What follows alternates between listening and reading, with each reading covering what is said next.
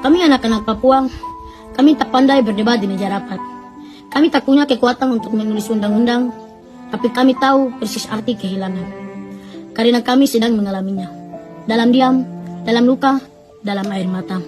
Raja Ampat, surga kecil di timur dunia, tempat angin dan karang saling menyapa, tempat laut bersujud di kaki langit, tempat kami belajar bernapas dalam keheningan alam yang penuh kasih.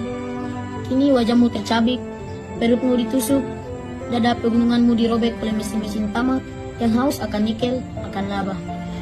Kami tak mengerti mengapa tambang boleh masuk ke tanah adat, ke tempat yang disucikan oleh leluhur kami. Mereka katakan itu sah, mereka katakan itu demi masa depan. Tapi, apakah masa depan harus dibangun atas kehancuran masa kini?